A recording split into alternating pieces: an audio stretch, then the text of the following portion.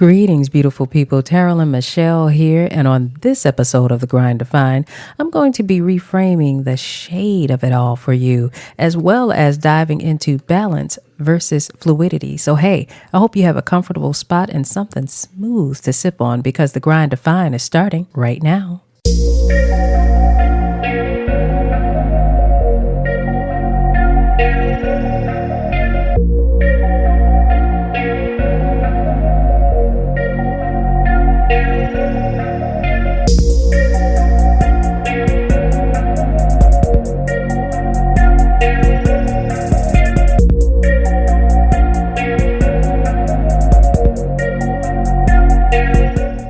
It was a beautiful day in the neighborhood. Welcome, everybody. Welcome to The Grind Defined.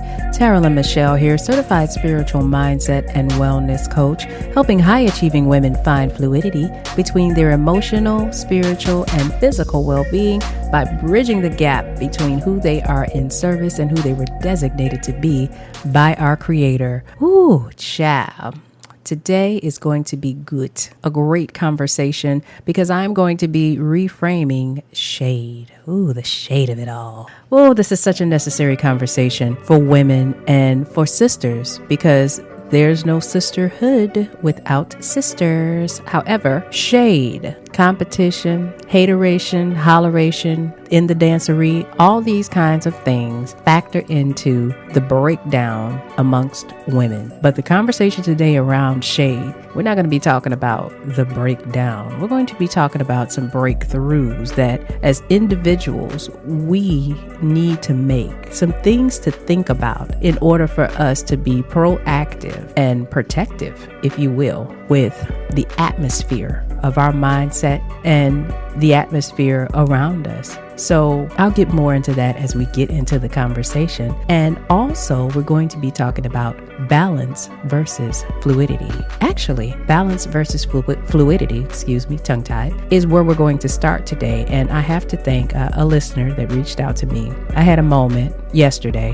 Well, why am I talking about yesterday? I'll say on the first episode, because that was not yesterday. But anyway, we're going to act like I ain't say that. But I had a moment where I mentioned on the first episode that balance was no longer what was hot for me. And then I was like, squirrel, and I went someplace else. And I said I was going to come back to it. I said I was going to talk about that. And I ended up on the first episode not getting back to it. So I want to thank the listener that reached out to me and say, well, hey, you mentioned that. I wanted to hear more about that. You didn't talk about that. So guess what? I'm going to talk about it today, and talking about it on this episode is perfect, because I'll have more time to get into that subject matter, more so than what I would have had on the first episode. So thank you so much for reaching out and let me know that I squirreled on you. And listen, disclaimer, I squirrel sometime. I do. Usually I come back. I will squirrel, run on out in the woods, and then I come back, come in the house, and sometimes even turn on the light. But sometimes I'll leave and I don't come back right away. I'll come back eventually. So, okay. Anyway, just don't say I didn't tell you that. Buckle up. It's going to be quite the ride. Before we get into that, housekeeping. It's necessary. It is, y'all. Hey, if you're listening to this show and you haven't followed me, or you want to learn more about The Grind Defined or myself, Taralyn Michell, log on to thegrinddefined.com. Click follow for you to be updated when I upload. That way you can have that tea. Now, that's if you like your tea plain. And if you're somebody who says, you know what, I might want some cream in my tea, or some sugar, or some agave, I might want some lemon, I might want some mint. And I'm not talking about that dehydrated stuff that's already in the bag. No, I might want some fresh mint, but you take it and crush it and break that up so you get that fresh mint oil out of that. If that's the type of situation, you like some stuff in your tea, then what you're going to want to do is join the list, because when you join the list, you'll get details about episodes before the upload. Those details I will not publicize online. It'll only be for the email list. Also, when I go live, because occasionally I will go live, I'll send out links. First come, first serve. For those of you on the email list, you can choose whether or not you want to join me here on the air live. Fun times. In addition to getting tea about things that's going on with TaralynMichell.com, other things that's going on with me, hey, that's just a place you want to be. So, you like your tea plain? Follow. You want stuff in your tea? Join the list. That's it. All right? All right. First up is Spoken Spotlight and then Balance versus Fluidity. It's time to make the grind official. Let's do it. Spoken Spotlight. See, grab tight and don't let go. To hell with relax and let shit flow. When things run free, ain't no telling where they'll end up, and the last thing I need is any hiccups in my chain. Although to those who take it easy, this may seem strange. See, my clinch is golden. This is why no matter what, I'm holding on to the reins. Although I can't predict the journey or ending, or if anything changes, at least I have a tight hold. Pull, rearrange, control, or dismantle. I'm gonna be the one to handle what comes my way. And know this is in every area. So when he says he's done and I'm having fun, I clench. And just like that, he releases, then unleashes everything. Guess I had the best suggestion, so why question what is? When I need to guide an outcome that can't be done hands-free, it's because I'm not dumb. This life is anything but predictable, so I can't allow the game of chance to dictate for me. This is why there's no convincing me to let go. There's no rationalizing any flow that's free from my touch. Even though my touch average is never 100, but is anything? As if there's a formula for a guaranteed win, and even though I'm told God is my friend, my needs are immediate. I need what I want the way I see, and God is like he really doesn't see me. And since that's the way we be, I hold on for dear life and pray to become a wife and live that good life I see on TV. If I play my hand right, I can make things happen in just a little more time.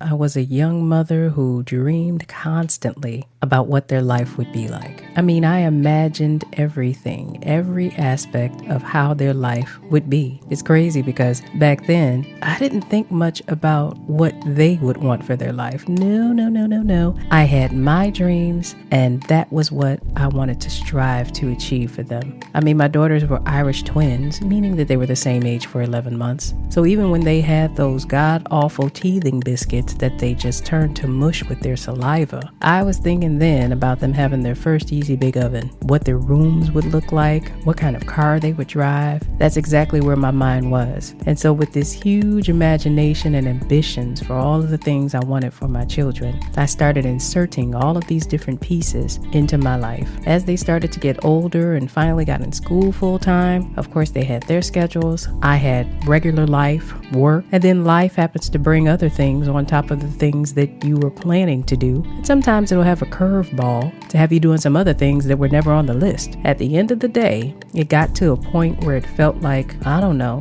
just straight chaos. I remember talking to some of the older folks around me who would say, you just need to find balance. And they looked like they had it all together. I'm thinking, wait a minute. So there's a way to have all of these different pieces kind of working together in the same place at the same time and flowing smoothly?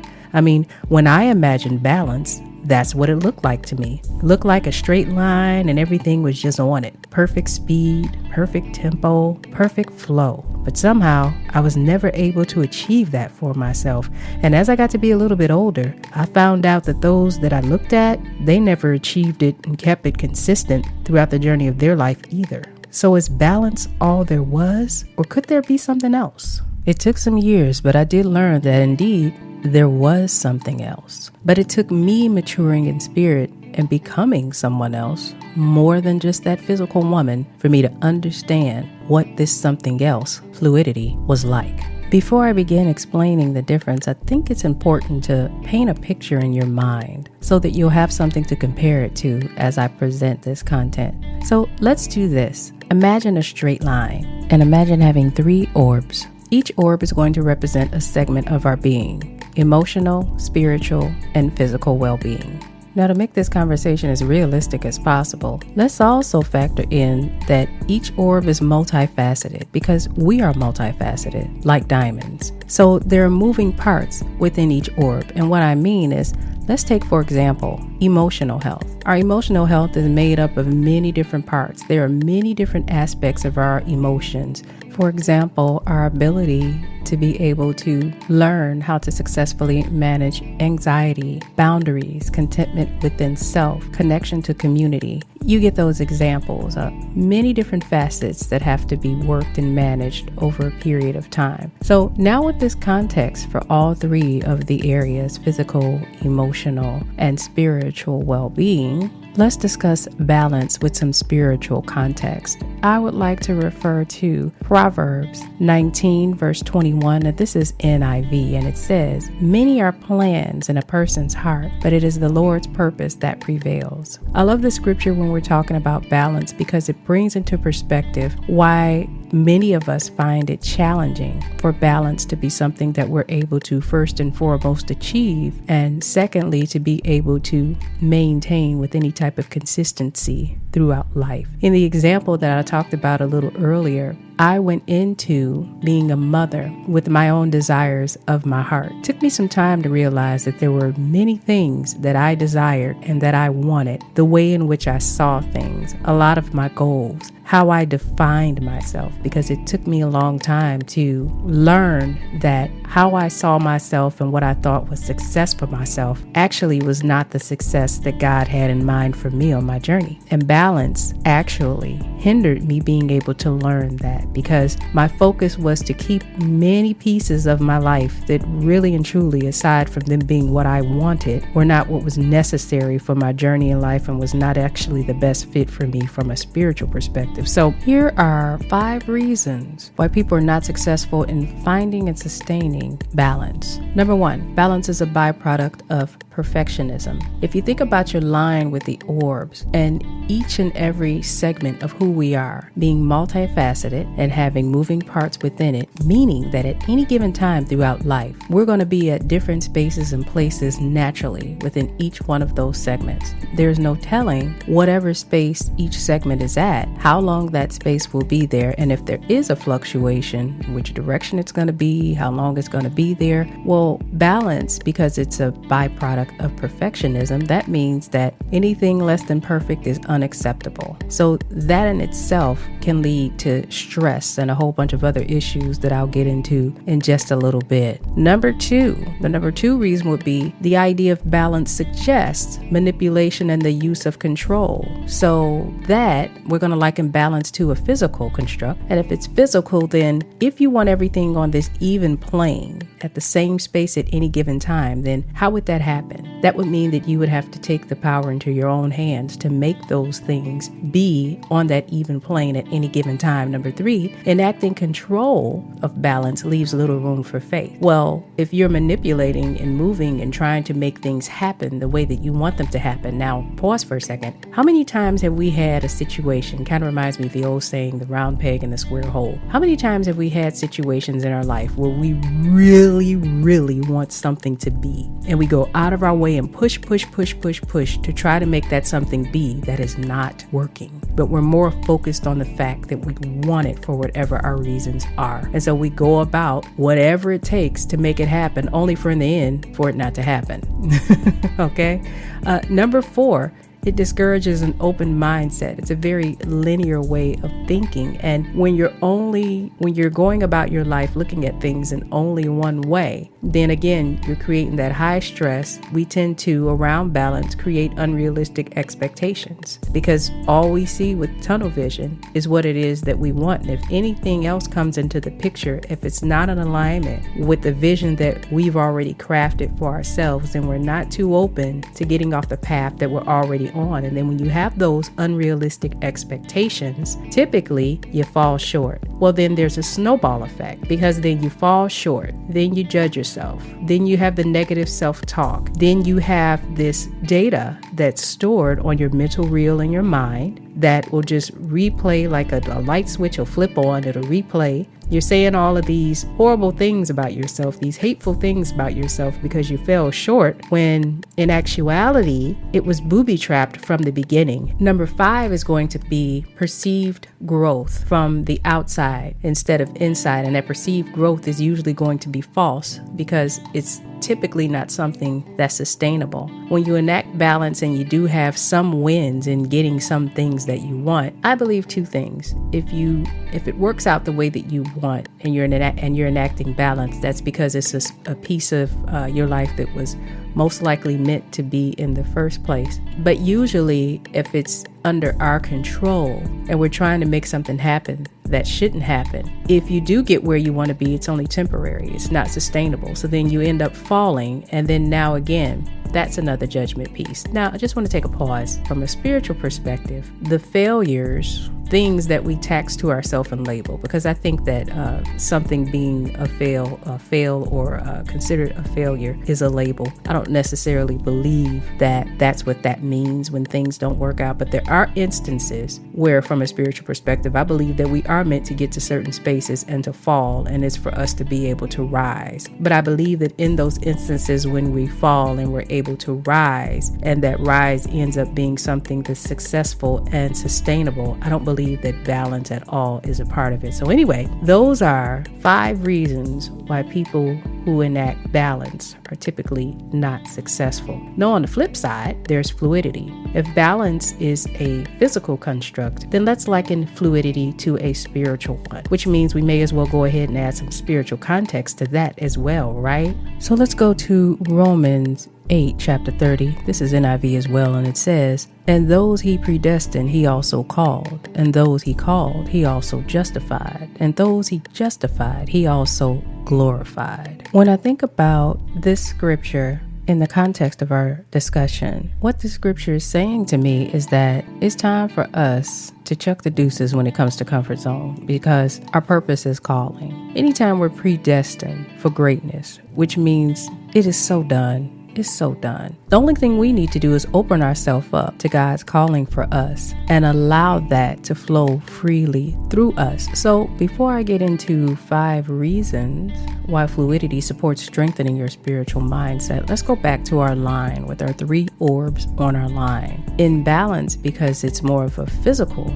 construct, what we're trying to do, or folks who are enacting balance, the goal is to try to make sure that all of those different segments of our being, each one having moving parts within it, are all on the same plane. Whereas with fluidity, a spiritual construct, what we're doing is we're accepting naturally where each one of our segments of being are at any given time. So that means that they could be either on the line, above the line, below the line, diagonal. If you imagine now those orbs being released from the line and just floating slowly through the air in all different directions, ways and form, that means that they can float up, down, they can come next to each other, within each other, but if they were to merge at any point, they would merge harmoniously. They're just fluid, they're just moving. Liken that movement to the different ways in which we mature and grow, the ebb and flow, the up and down.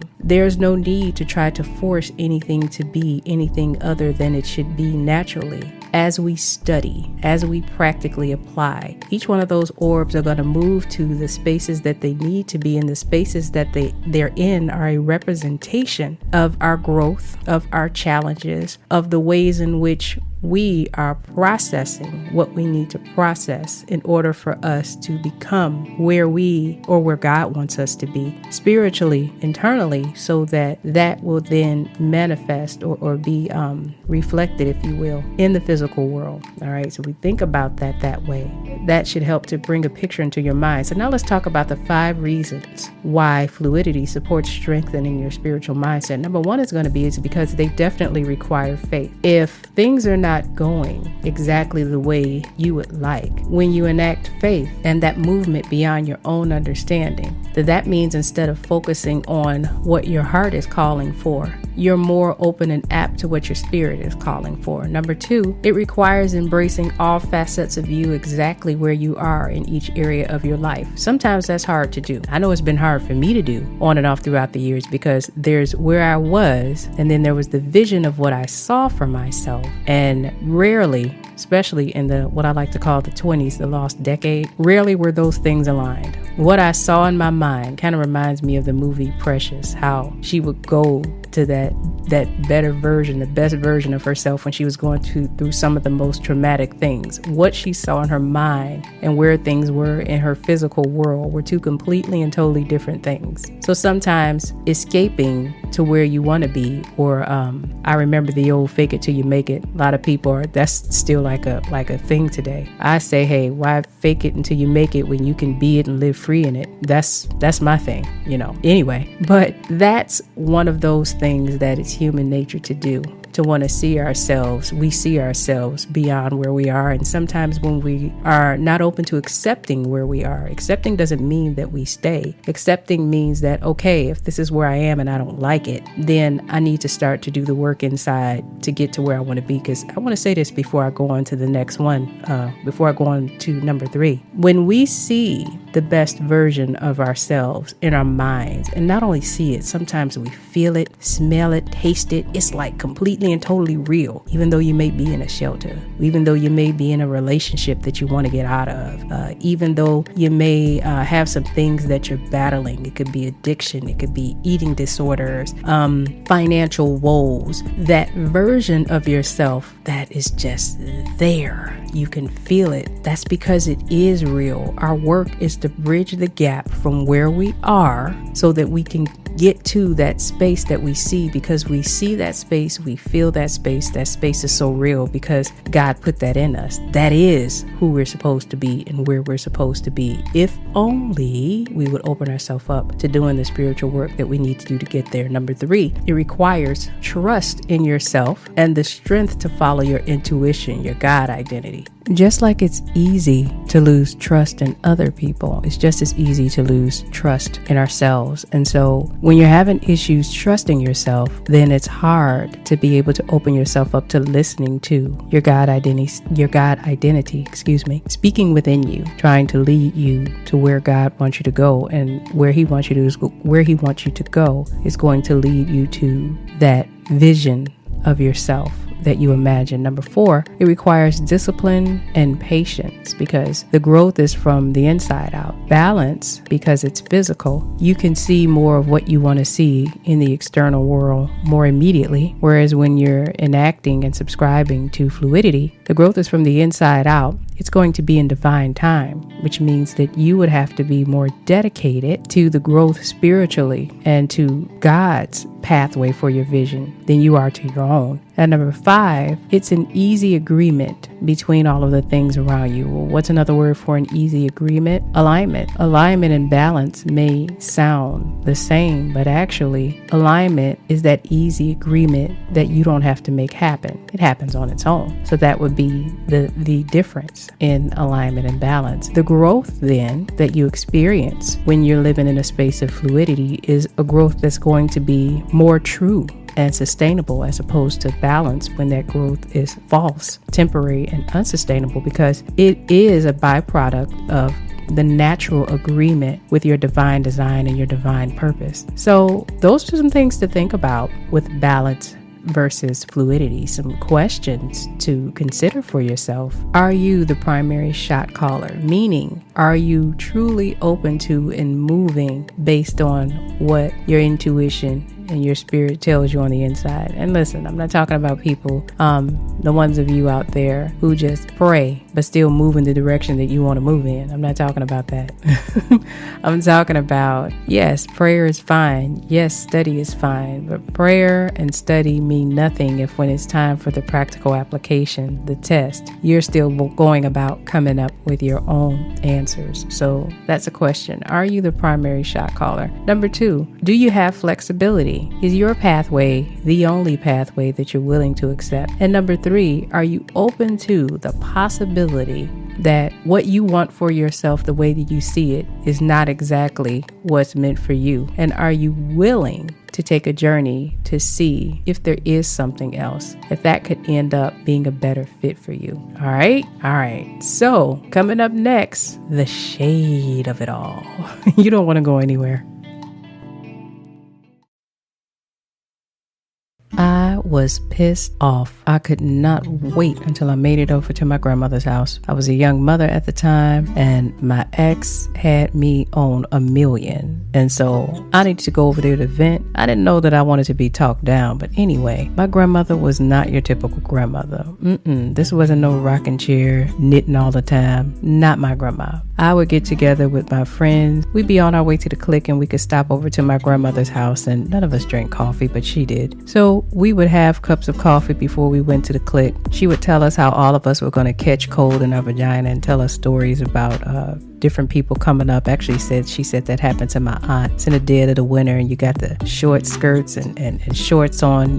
Back then you do what you do when it comes to your club clothes. Anyway, today was a day where I had to unload. So I get to my grandmother's house like usual. I'm going up the stairs with the carrier in my hand. I was about $1.25, and the carrier is like half your doggone size back then. The baby was fat, so yeah, that wasn't easy. So I get up the stairs, I get into the house, door comes open, and there's this lady in there. That pissed me off too, because I'm used to just being my grandma. I'm gonna get in there, I'm gonna have my conversation. But no, there's this chick in there that I'd never seen before, Miss Cat. That was her friend. And I'm thinking to myself, well, I hope this is quick. I hope she's gonna hurry up and leave, because I need to talk to grandma.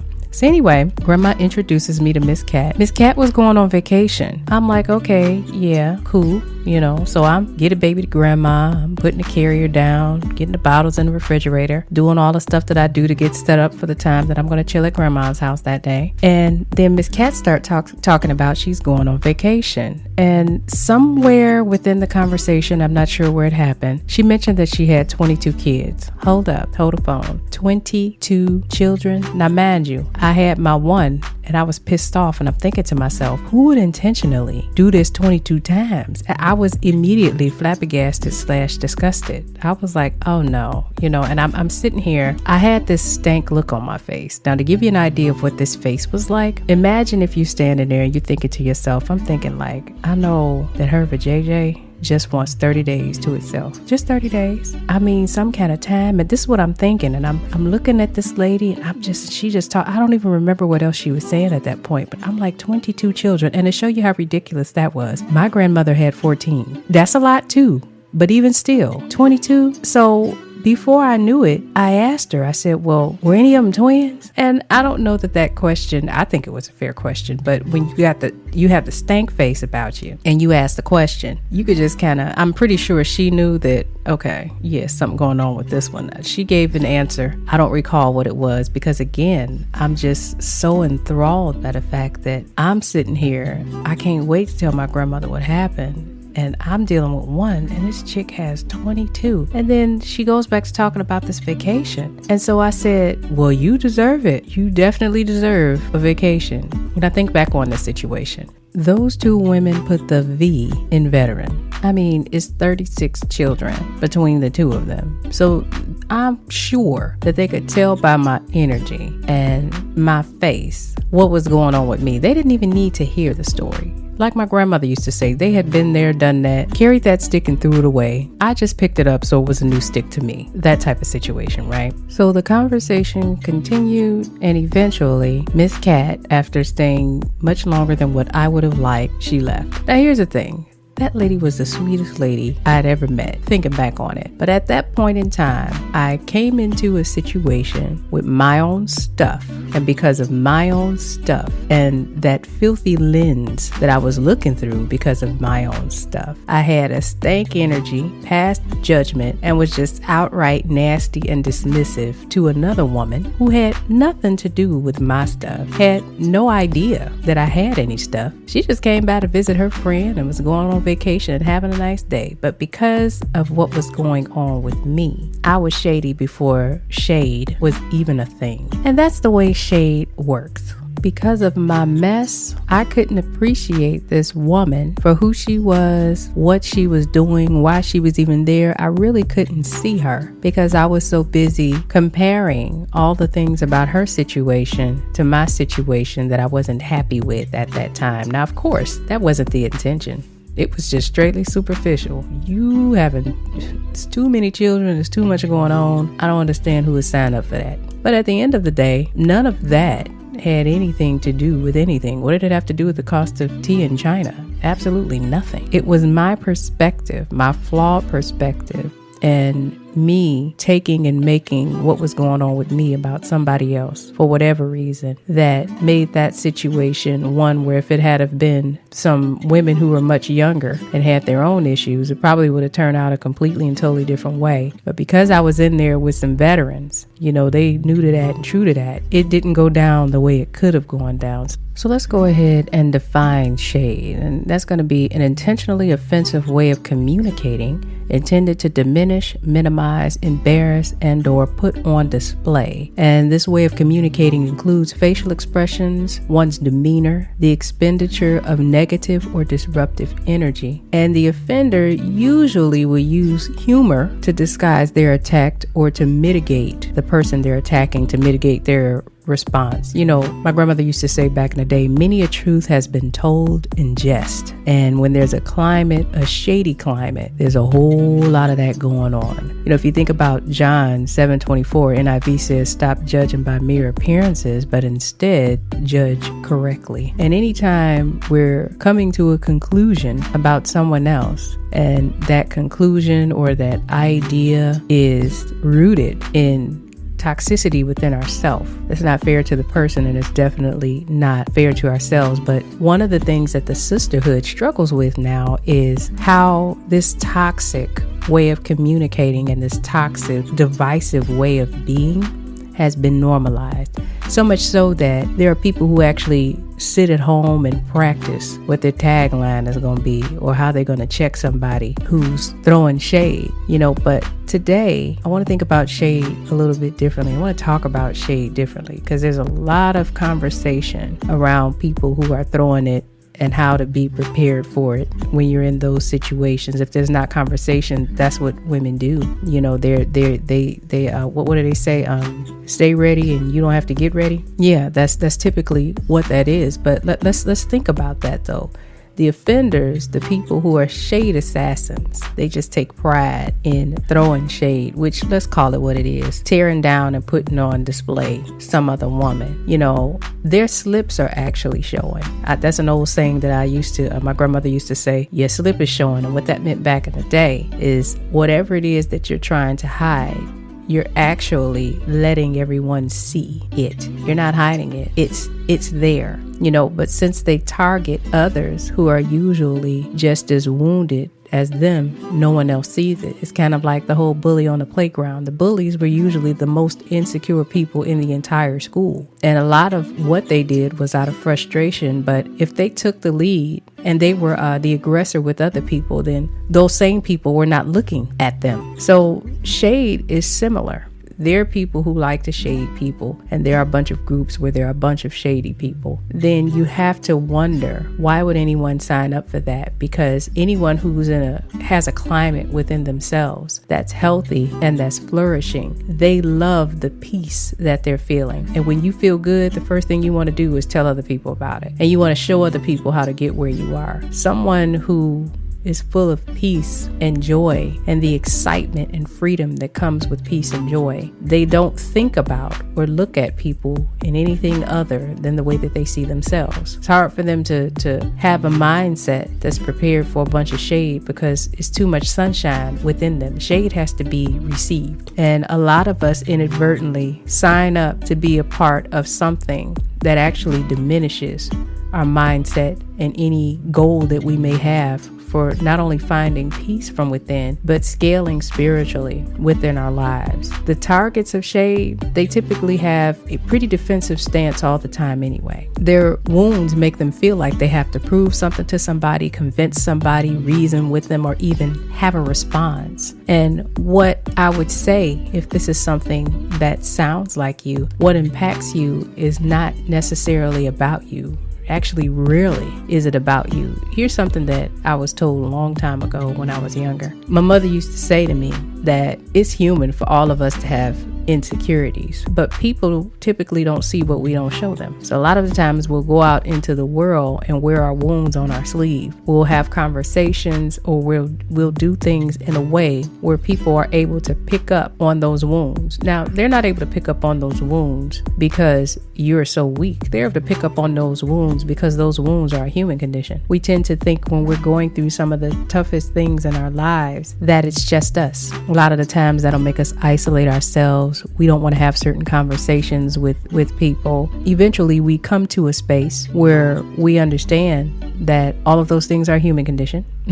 There's not a person living on the face of the planet that hasn't been embarrassed, that hasn't felt as though they've been diminished, that hasn't felt as though their self-worth had been shattered or shaky. All of these things are human, but for some reason, we tend to think that at our worst, that experience is something that's completely and totally exclusive to us. And so the goal should be, the point of this segment is to make sure that at all costs you are guarding the atmosphere of your mind and your temple, your body, and declining the invitation to engage in those types of toxic offers, those exchanges with shade. You know, it's kind of like the same way in which we control the climate. For those of us who like saging our homes, for those of us who have our essential oils that we use in our car. Well, why is that? Because we acknowledge that climates outside of the ones that we create contain toxic elements that we don't want to become a part of the atmosphere of our minds and bodies and the environment for which we're trying to create to support the atmosphere of our mind, right? Well, if we think that way in the external world, then we have to think that way spiritually as well. We have to be intentional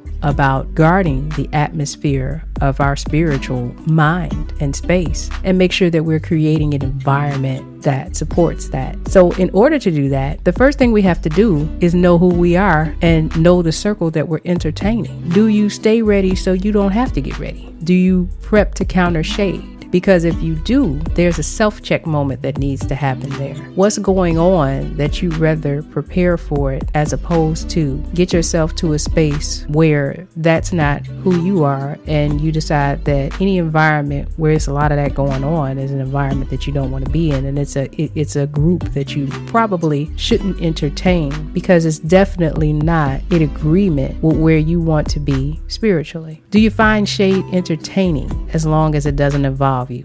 Come on, y'all. Now listen, it's okay. It's okay if you think shade is funny. If you're sitting and having cocktails with your girlfriend and it's that one who always has something flippant to say about somebody. If you like that, all right, to each their own. But if you're in the midst of it and you find it funny, it's only a matter of time before it's going to be your turn. So that's something else to think about. But beyond that, what is it in you that finds someone else's discomfort funny? That's something that we have to think about, because again, if you're talking about a spiritual mindset and you're talking about creating a climate within you that feeds you and supports you in a way where you can get to a space of actualizing the best version of yourself. Is this thing, if you find shade entertaining, other than sitting at home watching The Housewives? Come on now. I watch The Housewives, but I wish I would be in a group where it contains that type of energy. Cannot, would not, do not, can't do it. I know something different. I know something that the sisterhood that I'm speaking of within this program, I've been a part of for many years, and actually a few circles. I thought it was a diamond in the rough to find one. Ladies, there are women out there who don't want to compete with you. They want to build with you. They want to see you become the best person you can absolutely be, and they want to be a part of it, and vice versa. That's the same way that I am. If you don't think that that's something that's possible, or you think there are situations where you have to entertain those types of people, I'm here to tell you, you're completely and totally wrong. Do you tolerate toxic circles? Because sometimes we'll find ourselves being tolerant of toxic people because we know different things about them that makes us feel connected to them. Maybe you feel sorry for them. Maybe you feel like you can help them. Maybe other people feel like you should be responsible for that person. At the end of the day, it's okay to selfishly take responsibility for what's going to make you stronger spiritually. When you believe in God, that's what God is for, and prayer is powerful. It's not your job to be a martyr for someone else in their situation in areas in which if you moved yourself out of the way, they'd be more apt to get help. Are you clear on the atmosphere you want for your mindset and the environment necessary to support it? That's a question, because we'll say there's a space that we want to be, or this person that we want to be, or these things that we want to achieve. But are we actually putting things in place within our life to make reaching that goal possible? Because even before you reach the ultimate goal, there's a whole hell of a lot of journey before that. Are you creating the atmosphere for your mind and the environment necessary to support the work that you need to do to be along that journey and reach that ultimate goal? What would be a challenge or challenges that you would have to remove to begin creating your spiritual atmosphere for your mind? Because it's one thing to know where you want to go. It's another thing when we talk about the atmosphere and the environment. But specifically, you need to have a specific list of things, and that can include people, that you would need to remove to begin creating the atmosphere for your mind. And the same question, what things would you have to remove to begin creating that spiritually supportive environment? So that question is actually two-part. It's for your mindset, but also for your physical environment. Are you an active or passive participant? And this is a space where you assess your reasons, if you're one where this conversation applies to you when it comes to shade. Because some of us, it's one thing to have a person here or there. We can't control everyone that's around us, but my inner circle, there's zero of that. Zero. None. All of the circles, let me be clear, because it's 3 pretty nice sized ones too. That doesn't exist at all, because we are all on the same accord we don't have time for that. You can't grow within your raw business owners. Many of us are out of corporate America and have been for some years. So it's hard. It's hard in these streets. And so we don't have time to entertain that. Things are tough enough. We really need each other, and not just within the context of supporting one another with our goals and our businesses, but emotionally and spiritually as well. So do you find it fun? Is there validation by association if you tolerate it? Do you hang around it because of the connections? Maybe there are some people who you feel like it would be good to be in your network because you're trying to do some things professionally. Maybe you're trying to grow in some types of ways. So is there validation by association? Do you have that FOMO, fear of missing out? If you are an active or passive participant, is it for tactical reasons? Some people keep your friends close and your enemies closer. Is it a tactical reason why? Is it access to some things that you may want, or things that you want to achieve that you feel like you wouldn't be able to do on your own? Is it because of admiration? Is it jealousy or envy? Is it revenge? Some people like to stay close to people so that one day they can get the drop on them. But the thing about that energy is anytime you're positioning yourself around someone to try to get that person back, that's destructive to you spiritually, because that means you have to harbor that energy and hold on to it and stay in a space and look for opportunity. You're actually creating a toxic environment for yourself, when actually the best thing you could do to somebody who creates that type of contempt within you is remove them and have them, watch you, they watching your butt while you going up the ladder. That's actually the best way. I got a scripture I want to share with you. This is Ecclesiastes 1:7. This is the NIV version, and it says, "All streams flow into the sea, and yet the sea is never full." And the reason why I want to share this for this section is because the streams in my mind are referring to desire. We all have the grandest, biggest, most delicious, juicy desires for ourselves. God created us to have these desires. And that's because when we have these desires and we run the hamster wheel for a while and figure out that we're not able to meet them, God's hope is that we'll turn to Him. And no matter what we desire, no matter how much it is, God has enough to fill that and then some. And so when we think about desiring more, it's by design, and it's because of this we are entitled to more and will receive more when we selfishly choose to be dedicated, accountable, and responsible to doing our own work. Basically choose his word over responding to the words of the broken. People cannot stand folks who are selfish. I don't know of anybody who says, yeah, selfish people, that's my thing. Love it. No. Typically, we can't stand selfish people. However, when it comes to our spirituality and being intentional about protecting that sacred space, because if that space is filled with the angst and the energy that it takes to entertain the division, the divisiveness of shade, there's no space for God in that. We limit the room that we have to allow God to fill us up when we choose to occupy that space with things that are putrid, that type of energy that is putrid. So I hope that everyone selfishly chooses their spiritual preservation over anything, and know that in being selfish, you're doing exactly what you need to do, and that is choosing your higher self over anything else. And this is a practice. It takes a minute to break out of some of these toxic spaces, but we have to understand first that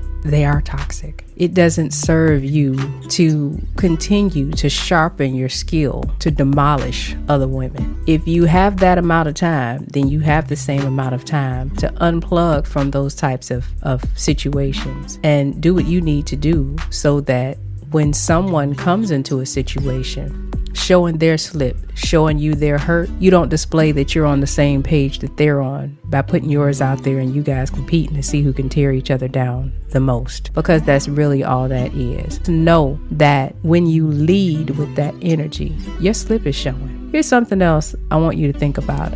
2 Corinthians 10, chapter 4. This is also NIV, and it says, the weapons we fight with are not the weapons of the world. On the contrary, they have divine power to demolish strongholds. Okay? See, when you choose your weapon wisely, when you understand what you're looking at when it stands before you, when you understand what it is, then you choose a weapon that's going to elevate you, and if anything, the person approaching you. Because listen, as women, we're born nurturers. Every woman on this planet was created to be an influencer. She was created to elevate. Isn't that what we do with our children? We not only raise them and care for them and feed them and clothe them and all of that, but we're sitting back and we're very meticulously looking at who these little people are, what their interests are, and what they're good at. And based on what we see, we'll put things before them that maybe will connect to what we see within them, influence. And then as they start to have access and experience different things, it helps them to come to a space where they're not only stronger and they're able to connect to and choose an extension of who they are, but they're able to flourish in that. That's who we are overall. And if we find that we're not at a space where we're ready to give that to other people, that's fine. Just understand that that's a part of what your purpose is. We're all here to serve in some capacity. That doesn't necessarily mean, you may not ever have your own small business. You may work within corporate. You may be a stay-at-home mom. It doesn't matter what capacity you hold in this world. That's just what we do. What I'm talking about is taking a vested interest in building who you are and being able to share the better parts of who you are to help other people become the better version of who they are. That's what your goal should be.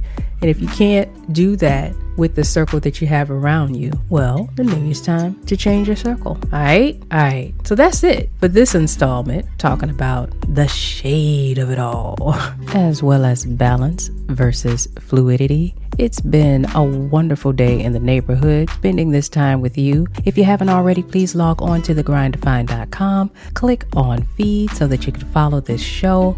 That way you'll get some plain tea. If you like your tea all spiced up with stuff in it, I know some of y'all like yak in your tea. There are some other folks who just go with some agave or some mint. But for you people who like some yak and some vodka, I know, don't mind me. Joining the list is how you get information, specifics about shows before they air. So yeah, make sure if you want a little extra in your tea, you go ahead and join the list.